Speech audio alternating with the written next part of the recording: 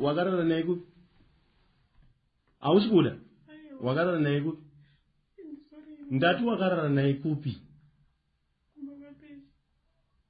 Taurisa? Wakarara naye kumba kwa peshi. Chete? Ukunyepa. Iye ari ndiyanga achitaura kuti makarara mese musi wandaitaura newe ndichibva kuchegutu. Kwanzi wakatorara naye muno. Kwanzi ndakatozokwira ini mira kwanzi wakagarira musi wandaitotaura newe ndichiuya ndikatokuvigira chicken ini. Kwanzi iwewe wakanga wakatogarira mvura kuti uku kudzoke kwashirwa naJaindi. Maikendi ungandisawo muvanhu kudaro here Maikendi. Wakakwira naJaindi kangani pambeta wapeshi kawani ukunyepa iwe.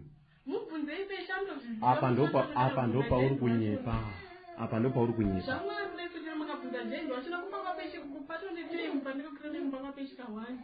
Ndapedza newe mukadzi wangu.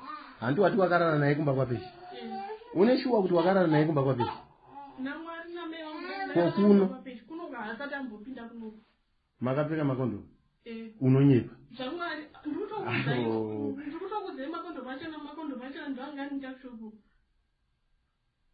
Maikendi kopeshi wakamudza kuti iwe paakabvunza kuti maprotector ndakamuti tata project achiti meguru jenda anga nekondomene ati ndauya namako ndiye akatonditi ndiye nemakondomu.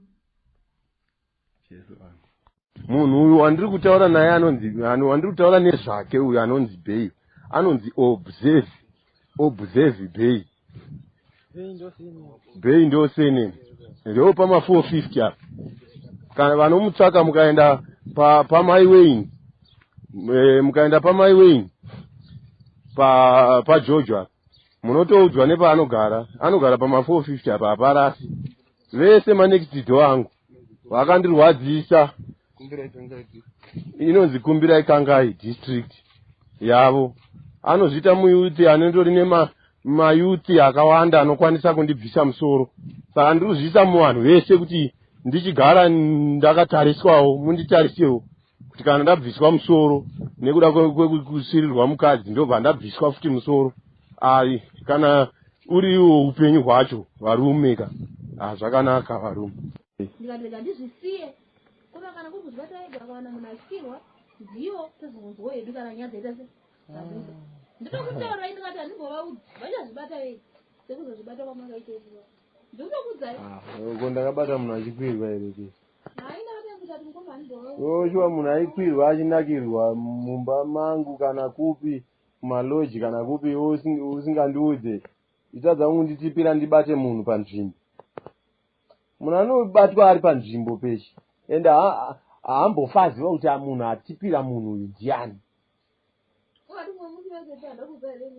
kufungafonera mukoma ndakaita nhamba ndochinja foni ndochinja voice yekutaura mukoma ndikati mfungo ndanda kuna pepe ndinodza mukoma kuti mukoma kana kuri kunzi mune mari yamunayo haina basa mari motsvagai haiteti mukwire izvezvi musvike muchipinda pamini ndakazifunga ndikandinde kuna pepe ndinde sei vandakazongoperwa zvangu nefunga ndakagara mukangu ndakavata pabeda kuda ndakachema mudzi kuverera da aiwa arikoko ndijaindiri kana ndiani munhu wamagara